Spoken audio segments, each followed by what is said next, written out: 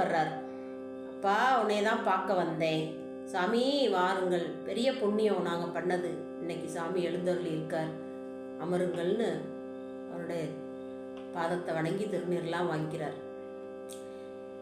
அடியாராக வரக்கூடியவர்கள் எப்பேற்பட்டவர்களாக இருந்தாலும் அவர்களை திருநீற்றுக்கும் அவர்கள் அணிந்திருக்கக்கூடிய உருத்திராக்கத்திற்கும் மரியாதை கொடுக்கணும்னு நம்ம நாயன்மார்களுடைய அருள் வரலாற்றில், நம்ம ஒவ்வொருத்தரோட அருள் வரலாற்றிலையும் சிந்திக்கலாம், பார்க்கலாம்.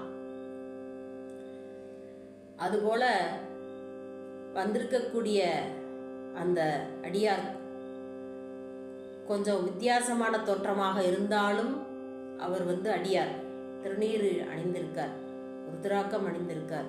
அவர் அமர வைத்து கேட்குறார், அடியேன் செய்ய வேண்டியது யாது? அதுதான் முக்கியம். அடியார் வந்தோடனே பாதத்தில் விழுந்து வணங்கி எழுந்து அடியேன் செய்ய வேண்டியது யாது, பணியுங்கள்னு சொல்லணுமா? அதான் நாம் என்னைக்காவது சொல்லியிருக்கோமான்னா இல்லவே இல்லை. அடியாரை பார்த்தா திரும்பிட்டு போயிடுவோம், பிடிக்காது.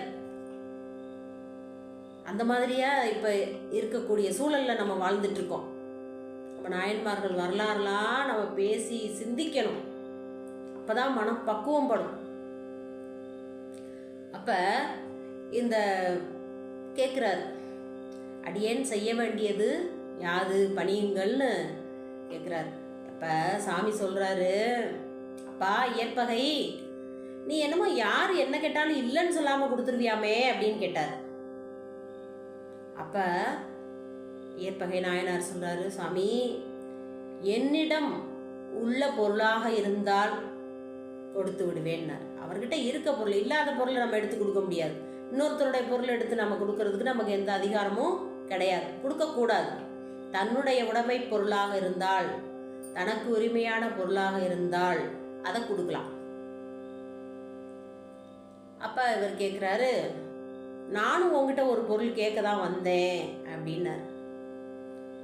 கேளுங்கள் சாமி, என்னிடம் இருந்த பொருளாக இருக்கக்கூடிய பொருளாக இருந்தால் ஒன்றும் தடையில்லை கொடுப்பதற்குன்னு சொல்லிட்டார். இப்போ இவர் கேட்க வந்த பொருள் சாதாரணமான பொருள் இல்லை.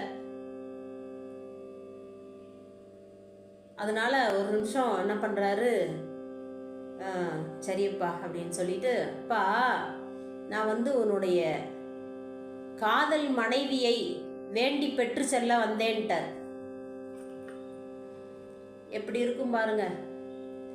நான் என்ன வாங்கிட்டு போக வந்தேன்னு தெரியுமா? உன்னுடைய காதல் மனைவியை வேண்டி பெற்று செல்ல வந்தேன்ட்டார். இப்போ நாமளா இருந்தால் அந்த இடத்துல எப்படி இருப்போம் யோசிச்சு பாருங்க.